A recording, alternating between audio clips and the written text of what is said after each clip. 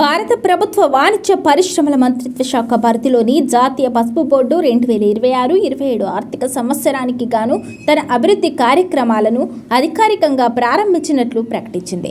పసుపు పంట కోత అనంతరం అవసరమైన వివిధ రకాల యంత్రాలను కొనుగోలు చేయడానికి, ప్రాసెసింగ్ మౌలిక సదుపాయాలను ఏర్పాటు చేసుకోవడానికి ఆర్థిక సహాయం కోరుతూ అర్హులైన రైతులు, భాగస్వాముల నుండి బోర్డు దరఖాస్తులను ఆహ్వానిస్తోంది.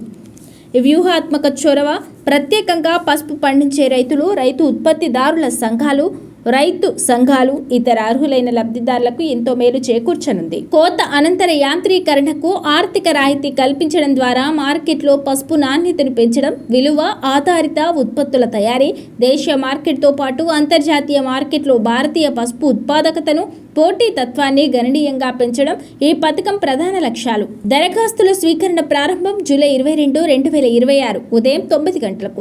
దరఖాస్తు సమర్పించడానికి చివరి తేదీ జూలై 31, 2026 సాయంత్రం 5:30 వరకు. దరఖాస్తు చేసుకునే విధానం: పూర్తి చేసిన దరఖాస్తులను దానికి జోడించాల్సిన అన్ని నిర్దేశిత పత్రాలతో పాటు నిర్ణీత గడువు ముగిసేలోపు నిజామాబాద్లోని జాతీయ పసుపు బోర్డు కార్యాలయంలో స్వయంగా సమర్పించాల్సి ఉంటుంది.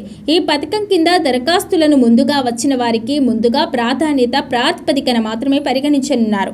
అందువల్ల అర్హులైన ఆసక్తి గల రైతులు, సంస్థలు వీలైనంత త్వరగా దరఖాస్తు చేసుకోవాలని సూచించారు అధికారులు. పసుపు రంగు బంగారంతో సమానమైన నాణ్యత సాధించడానికి, తమ ప్రాసెసింగ్ సామర్థ్యాన్ని మెరుగుపరచడానికి, పంటకు మెరుగైన మద్దతు ధరను పొందడానికి అర్హులైన రైతులు, సంఘాలు ఈ అవకాశాన్ని సద్వినియోగం చేసుకోవాలని బోర్డు పిలుపునిచ్చింది.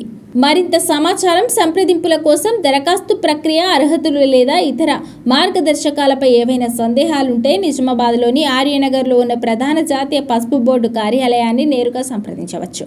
అలాగే ఏవైనా సందేహాల కోసం ఫోన్ నెంబర్ 08462293350లో కూడా సంప్రదించవచ్చు.